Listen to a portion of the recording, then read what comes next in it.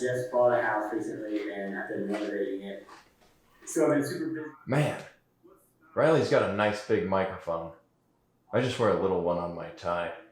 Hey Carl, buy a big microphone for the next show. I need a big microphone. What the? Not again.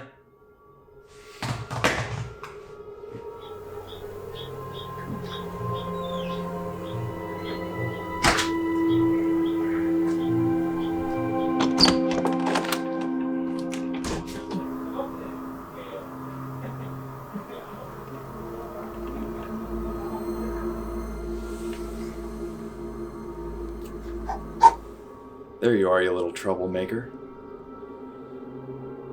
Space.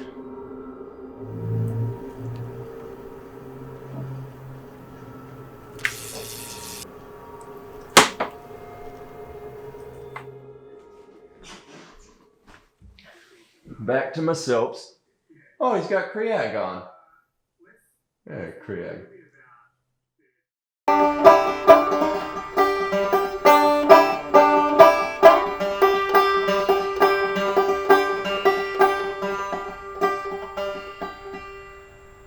I'm your host, Jeff Merrill. We've got a great show for you tonight. Colleen Quigley will be on later with us. But how'd you like that intro video?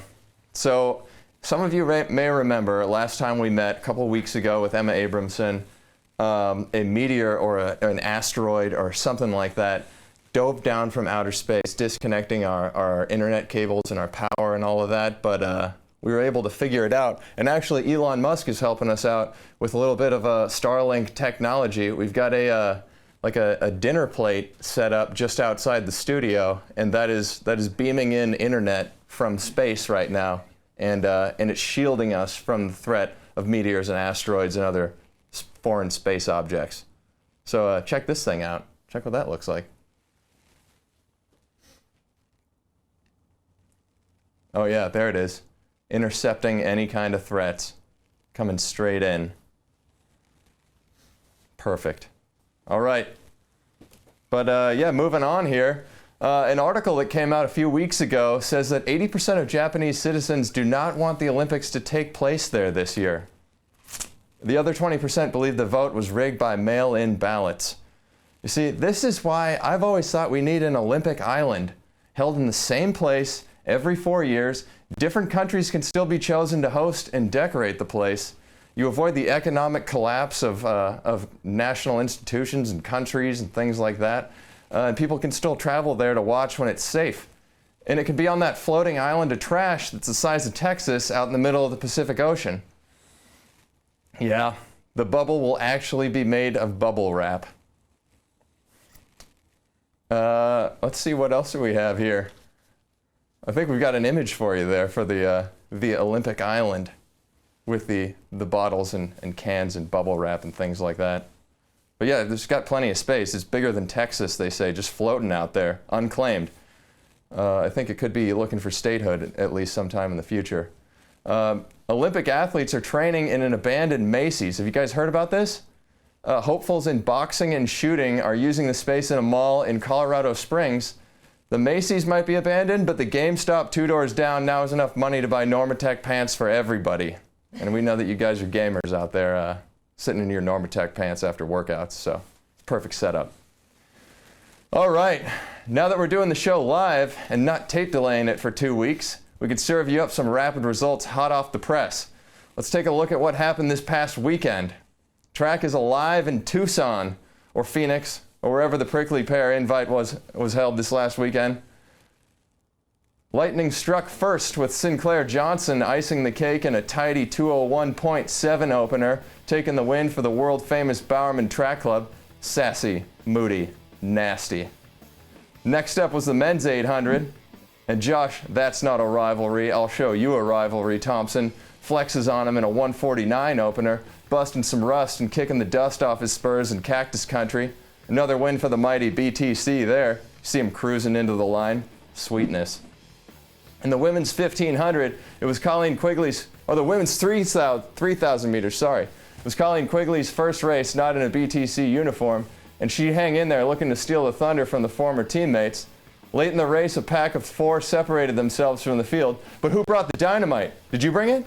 Did you bring it? You forgot it? Oh, Gabriella's got it, and boom, there it goes. First race in the Red Lightning, and GDS takes the W in 8:38. She stands on guard for thee. Take that, you hosers. In the men's 3,000, arguably the most loaded field of the day.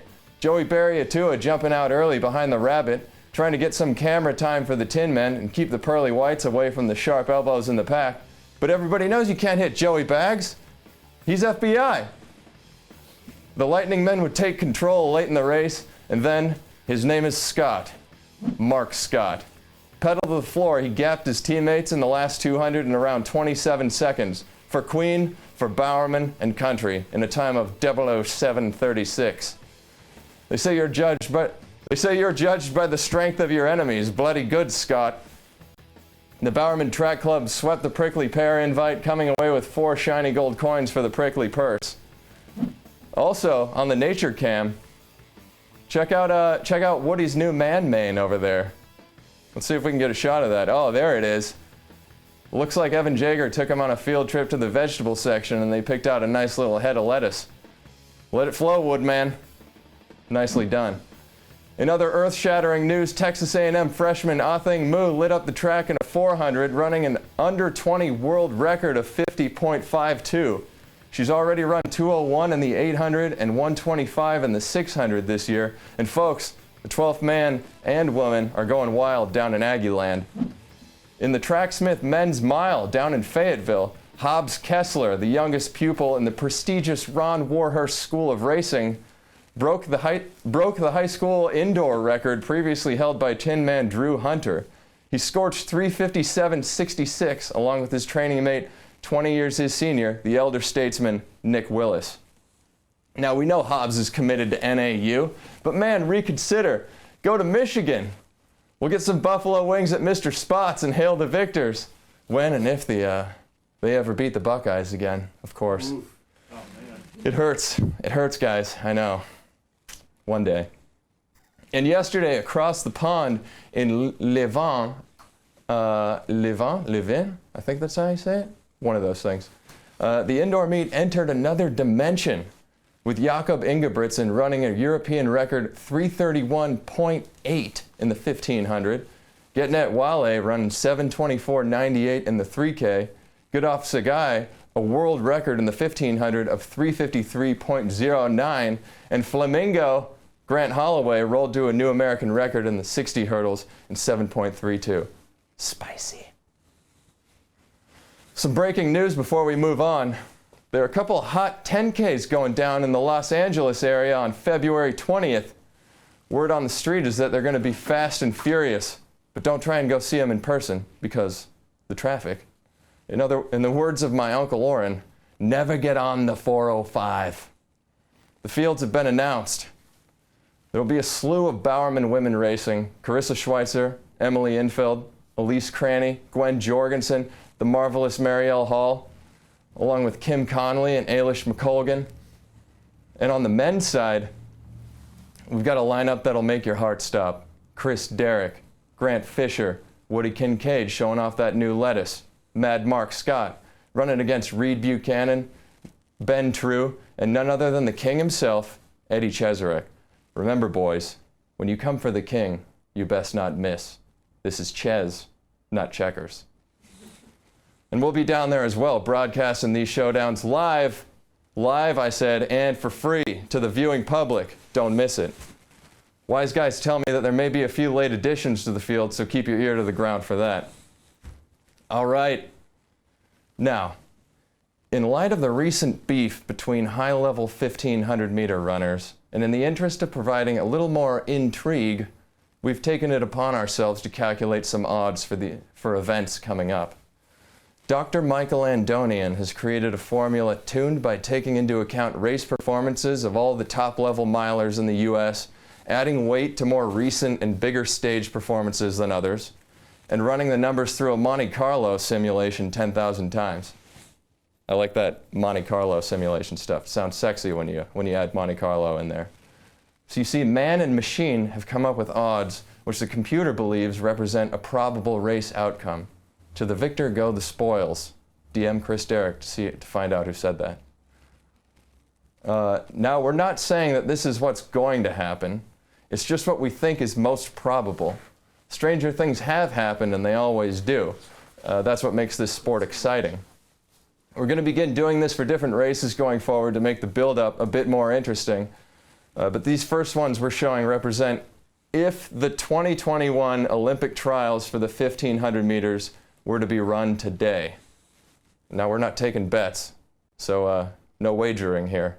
But we're going to get let's see. We're going to unveil them and get our good friend and Irish smiling great, the original bullet with the mullet, Ciaran O'Lionaird, on the phone to get his thoughts on these numbers. So we're going to dial him in right now. Let's see. Ciaran, are you there? I'm here. Can you hear me? Oh, man. Yeah.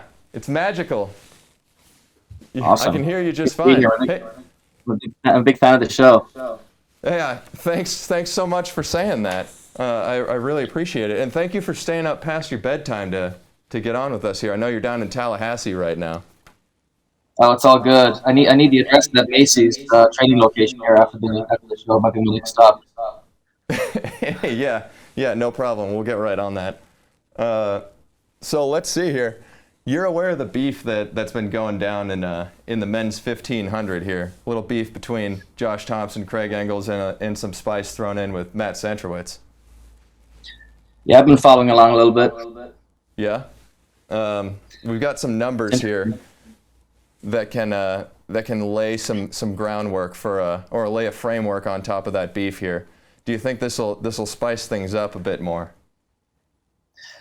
Yeah, I mean, I think betting in general can add a lot of spice to the sport. You know, growing up in Ireland, we would bet German people all the time at major championships, and there's a good buck to be made in that game if you know the sport and you know who's had one coming in. But yeah, I think betting. Wait, growing up in Ireland, you would bet? Yeah, I mean, so there's a culture of it, you know, where you're obviously betting horses and there's betting shops, etc. And I think for the 2003 World Championships in Paris and the 2004 Olympics, I put 2 accumulator bets down. At the first Olympics, I had 12 of 13 athletes win gold and 1 silver. I lost out on 18 grand, which was a big loss. But my good friend Colin, he's taking him a few notes. I think working the bet shops a little bit, if you've got some insider knowledge on this form, you can do pretty well for yourself. Yeah. How early did they start you guys over there? How young did you start betting? Not too early, 2 or 3. All right. Well, we're not like we said, we're not taking any money. What's that? I said you grow into it, you know. Oh yeah, just like a fine Irish whiskey. There you go. Yeah, we're not taking any bets or anything, and we don't have any money to pay people out who would place any bets. So please don't send any money to us. But how accurate do you think these top 3 are here? Looking at Centrowitz at plus 500, and then you got Engels on the men's side here at plus 700. What are you thinking with those numbers? Yeah, well, these numbers are just for the win, right, as opposed to making the team. Exactly. Yeah, these are for the win, and it would be a totally different data set for making the team.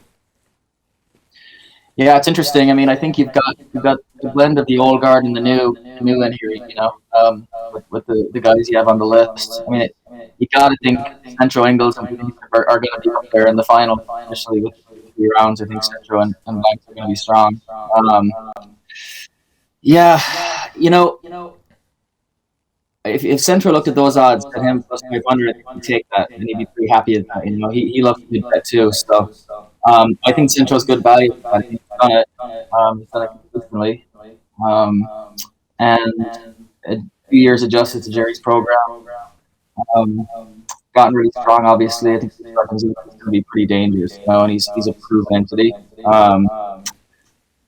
Josh Thompson, if the trials were here, I would say he was going in amazing form. I know he had an injury then coming through last summer, but again, I think he's going to be up there too.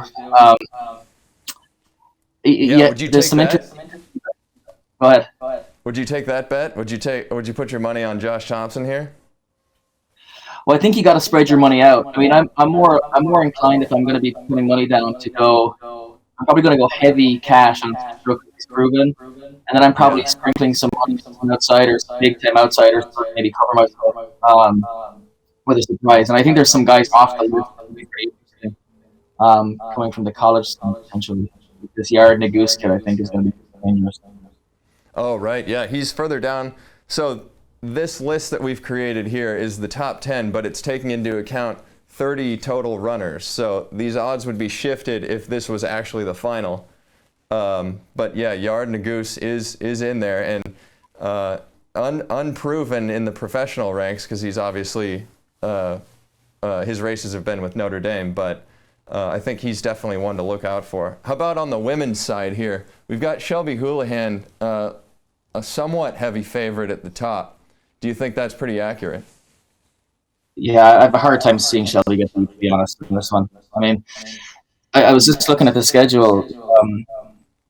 The 1500 is first on the women's side, so even though Shelby's going to come back in the fight, right, he's going to be going all out for this 1500. You know what's going to happen, right? So, I think Shelby's probably the odds on favor in this one. I do like to think Claire Johnson at plus 3,000. I do think she could be pretty dangerous. Come in like ran the last weekend and adjust in the Jerry's program. She's got a lot of talent, I think, a lot of speed, and seems to be getting a lot stronger too. That's an interesting one. Yeah, that's who I'm kind of eyeing in this lineup too. And it's tough with 2020 being kind of a crapshoot to throw in some more gambling terms here. With runners not racing as much as they would have, and the college season not happening, there isn't as much information here. So as the season progresses, well, these numbers will be more fine-tuned. Not to interrupt you, I do think there's another mission on this side that could be pretty interesting. I think Corey McGee is going to feature pretty strongly. In attacking the race, I think she had a really good year last year, and I think not over 8 years. So, whatever Corey McGee says, outside 4,000, I'm putting. If I'm going deep, if I'm going heavy money on Shelby, I'm throwing a couple $100 down. I'm putting 50 down on Corey McGee, and I think that's a good outside one to cover yourself. How about well, you mentioned Yard Nagoose on the men's side here, somebody to look out for.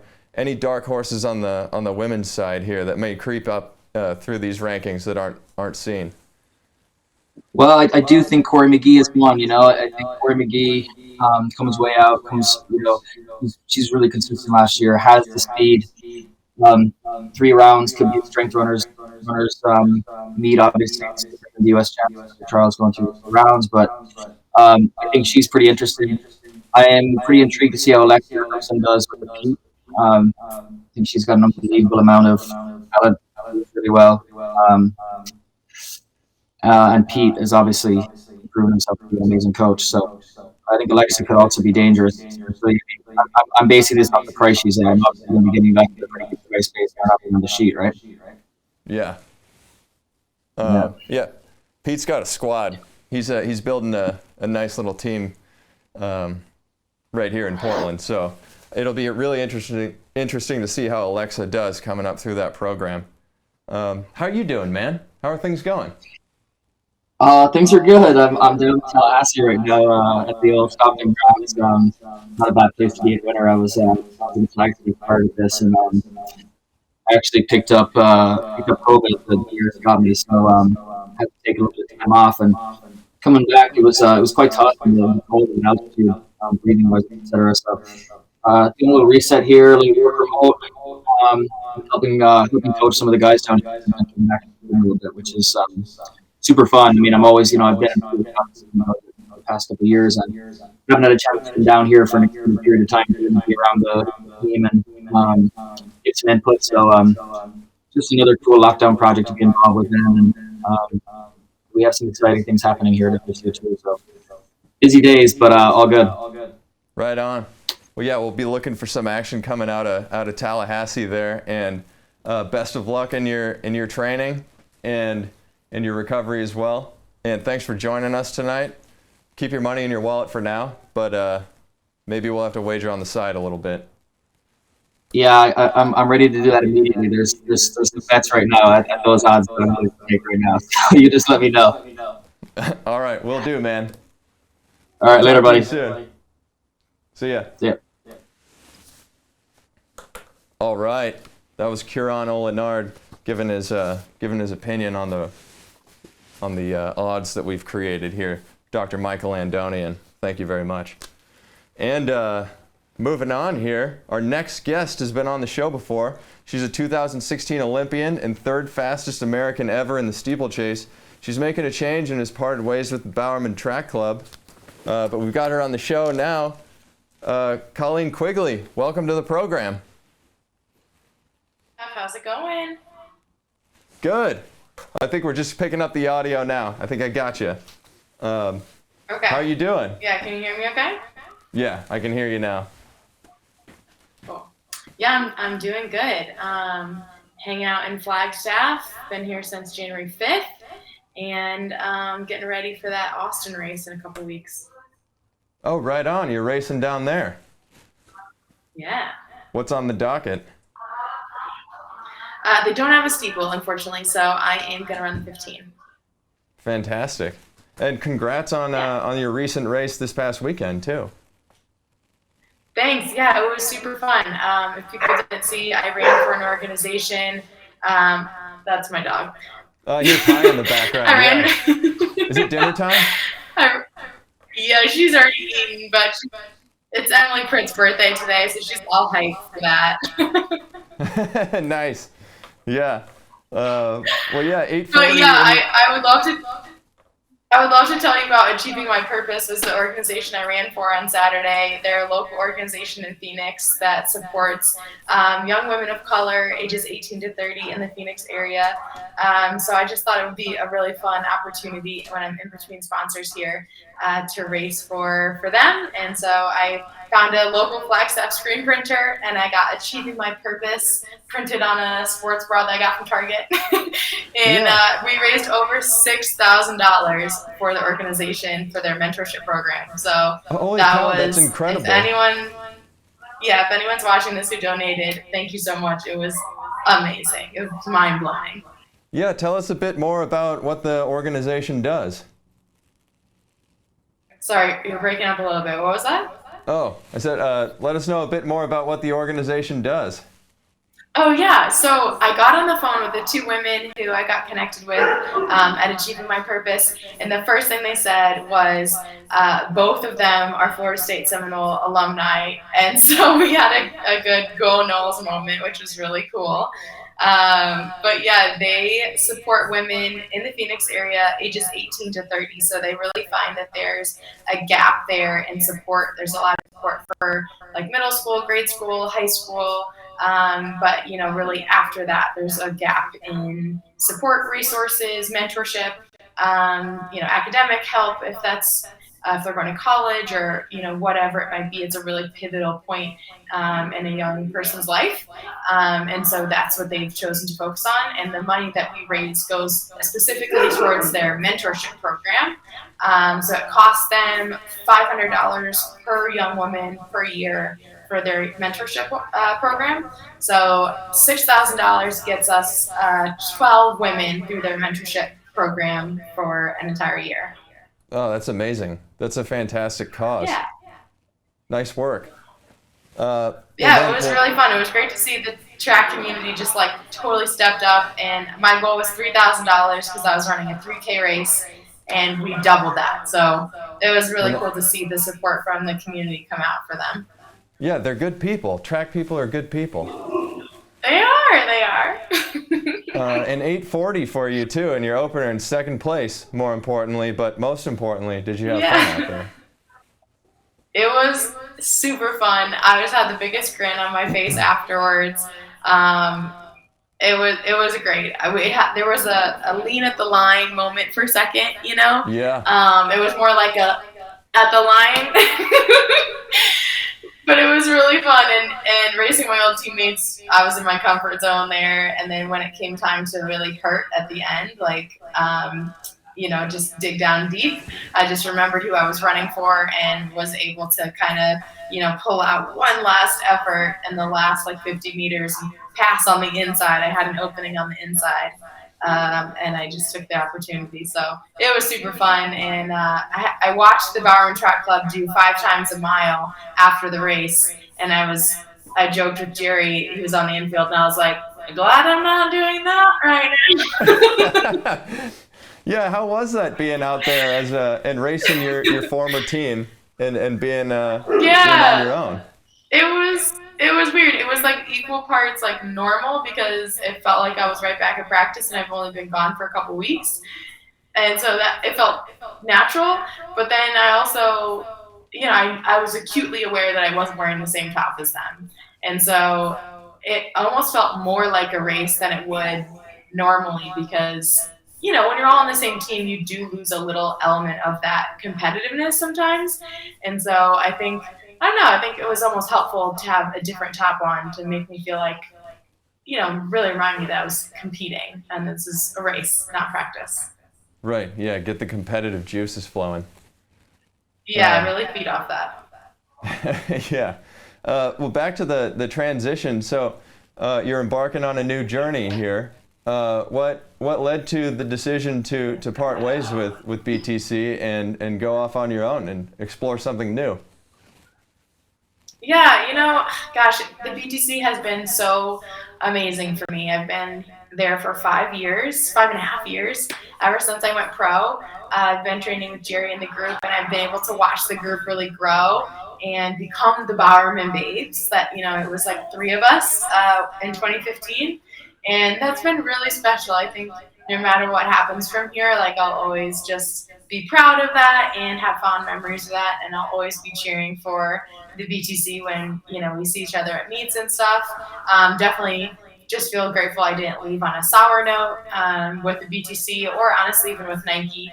It just wasn't the right fit anymore, and so everyone gets to move on feeling like it was great while it lasted, but change is kind of almost inevitable sometimes, and sometimes it's hard, and it is definitely hard to make a change, and especially the year of the Olympic Games, 6 months before the Olympic Games. Didn't really plan on that being the timing, but a friend of mine, Alexi Pappas, told me when I was going through this, she told me sometimes change happens just before you're ready for it. And you kind of have 2 choices. You can take a leap of faith and go with the change, even though you might not quite be there ready yet, or you let it pass you by and you don't take the opportunity and you stay where you are because it's your comfort zone, but then you never get to know what could have been. And so I really like that advice, and I did feel like, it is right before I'm ready. It's a little early, but I'm going to take the plunge, and I'm just really excited to see what can happen next and over the next 6 months, but also over the next 8 years. I think this is just the next chapter for me, and I'm really excited to see how it pans out. Good. So you're not leaving the sport. You're staying with us. Yeah, I think some people thought that I was retiring. Yeah, well, we didn't know what was going on for a while. That's why we had to sit here and have this conversation. People thought I was going to go do triathlons or something. Yeah, or something like that. I don't know. Maybe you're going to ride a unicycle. It's a possibility. Gwen and I are just, she's going tri world to track world. I'm going track world to tri world. We're just swapping. Yeah. Well, I mean, it's interesting that you brought up Alexi Pappas too, because I think looking into, you being a part of the growth of the BTC, and that group has kind of transformed the landscape of what track training groups are like now in general. And now it seems like if your sponsor is tied to your coach and your team and all of that, and then if you want to be sponsored by somebody else, then you have to leave all of that. Yeah. And there's it's interesting. It's something I've been thinking about and talking about with those around me a lot. And actually tomorrow I get to announce who my new coach is. We're going on Instagram Live tomorrow afternoon, so I'm really excited to introduce my new coach to my fans and followers. But I've been having this conversation with him as well about, if we were to kind of create our own group, or if maybe people start reaching out wanting to train with me, and we, like, if that's a good fit, we kind of like build training partners and stuff, like just kind of daydreaming about like what that would look like. And I told him it's important to me that the coach and the group is not tied to a brand, so that the power really, the athlete has more power.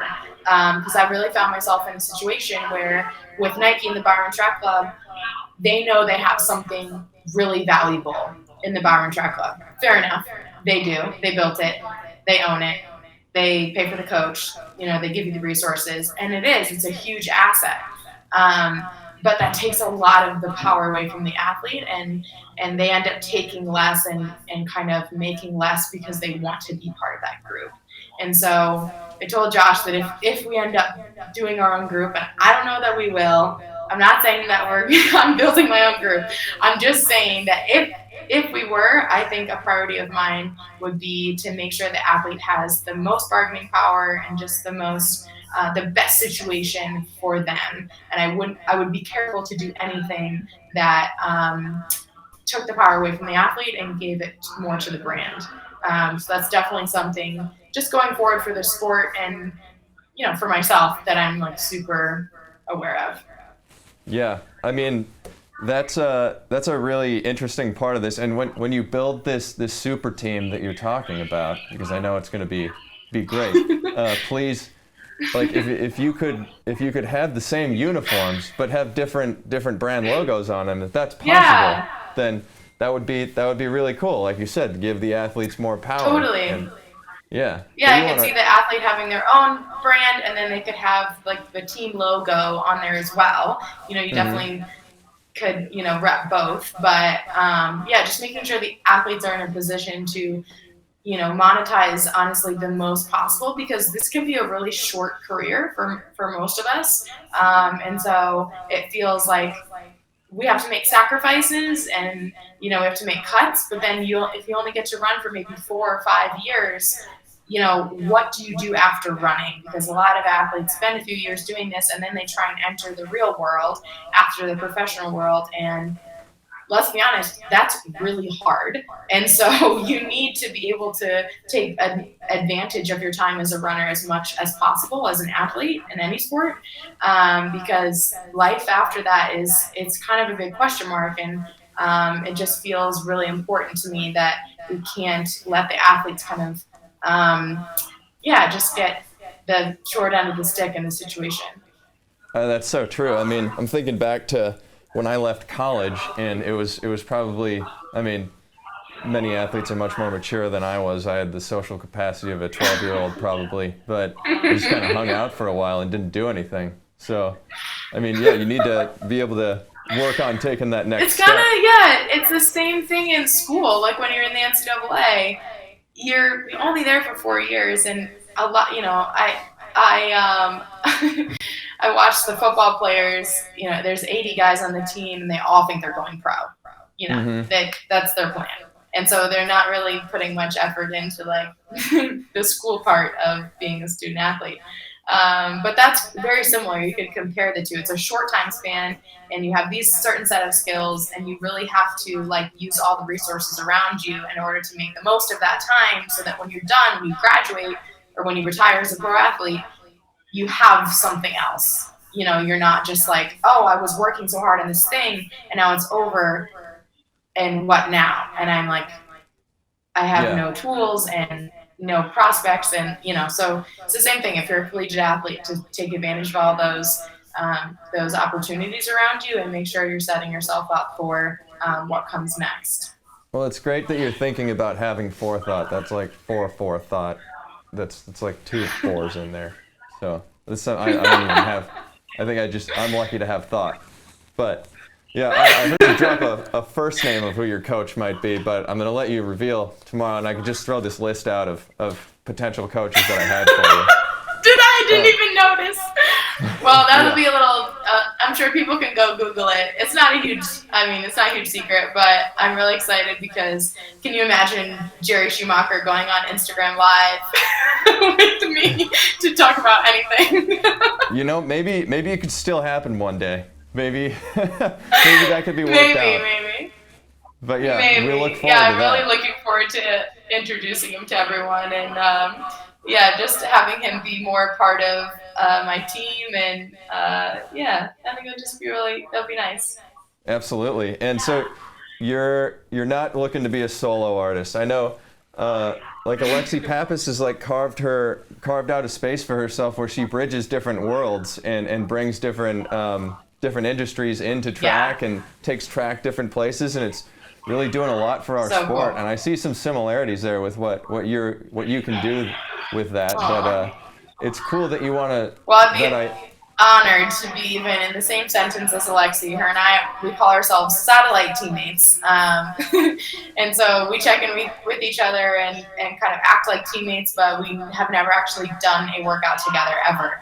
But I hope that will change. I don't plan on being in Portland forever, so there could be a chance that we're, in the same city, which we're both very excited about. And I think she's an amazing person, an amazing ambassador for the sport, and just really a good example of someone who doesn't pigeonhole herself into, titles or I'm this, I am that. She's everything, and she does it all really well and with a lot of passion. And so, I really am trying to emulate that and, do more and be more and do it all kind of at a high level as well. Yeah, and this group that you're representing too, you said you don't want to be in Portland forever, which is sad because Portland's a great place. Oh, and we're going to miss you. It is, but it's not my forever home. But I do love Portland, and it will always have a special place in my heart because of the time I spent there and the people that I met there and the Portland community it's amazing. It's just too much rain for me, to be honest. It is. Yeah, it's very cold right now too. We're in the garage and it's 37 Oh degrees. my God, I heard. No. Yeah, this could be you. You're lucky that you're calling in. But yeah, are you thinking? Are you more of an LA person, New York person? Like where do you want to be for this? I know that you like the bright lights.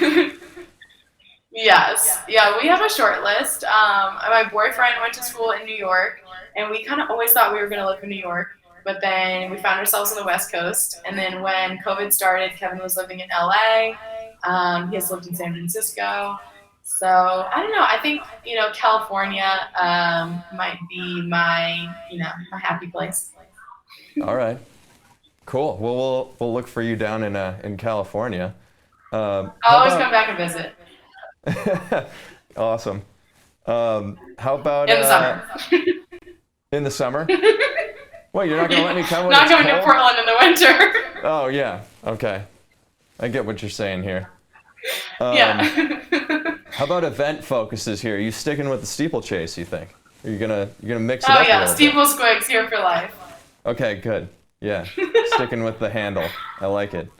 I still do. I love a 1500 too. And over the summer, I don't know if you saw, I did an 800 and a 5K, and neither one of them were embarrassing.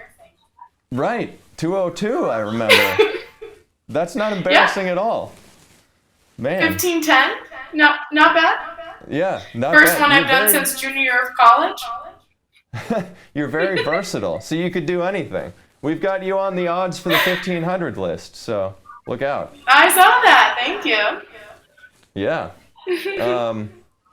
And how about the Fast Bread Friday, French bread Friday rivalry here? We see you got it going now. I think French Bread Friday is pretty dead, but Fast Bread Friday is going strong. Man, okay. Yeah, I guess I haven't seen any posts about French Bread Friday in a while, but yeah. I think bread lovers out there will have to contend with that for sure. Yeah, for sure. We all love a good, loaf of French bread, but I don't know that really inspires you the way that, the braid movement does. Hey, different strokes for different folks, all right? Totally. You can carve out a nice bread bowl and add some chowder. It's good stuff. You might need that in your little cave, your little ice cave. Yeah, I'm in a cave right now. That's why that sounds so good to you. Right, exactly. Well, yeah. I mean, this has been very, very enlightening, and it's really good to talk to you. I mean, we haven't talked to you in a while, Yeah, and you're thanks always for having me. yeah, you're always super candid, and you tell it like it is. You're a great person to talk to, and we're really thankful that I you have came no on. other way of talking, so that's what you get. Yeah. Well, were you happy to see Tom Brady win the Super Bowl? That's what I wanted to ask you. Are you a Tom Brady fan? I am a big fan of not only Tom Brady, but the Tom Brady-Gronk combo. Like, either one of them by themselves is fine. The two of them together, unstoppable. They're a great pair. It's Yeah. it's pretty remarkable. But you have the inside scoop on this. Do all the does the modeling community just rally around Tom Brady, like in their support for him? Does he get all of that I mean, love? Giselle has like 15 million followers on Instagram. I do have to fact check me, but it's like something like that. It's ridiculous. And then Gronk's girlfriend Camille is #NeverNotDancing, and she's like a Sports Illustrated supermodel herself. And she's got, I don't know, she's maybe got like a mil or so. But yeah, Giselle is just, she's Giselle. So Yeah, say it's no pretty more. amazing. You can't Yeah. lose with that kind of energy behind you. Yeah, they're a power couple, like definition power couple. Yeah, totally. Well, we Kevin's we got know to that step you up spend- his game. I don't know what he's doing over there. Oh, come on. Get off his case. I'm sure he's working hard. Jeez. Look at us. We're just gabbing. It's not like you're working very hard right now. I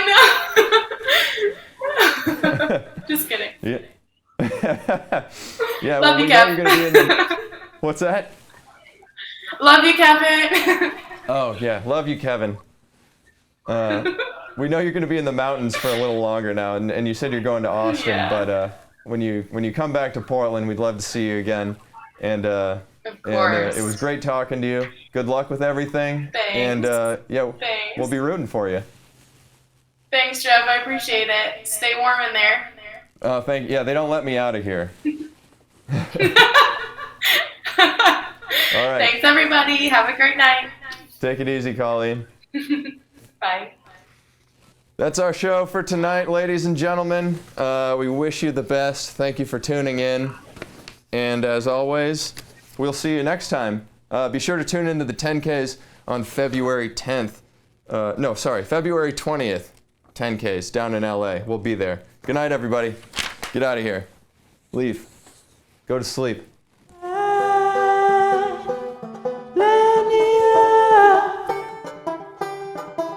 Is that okay?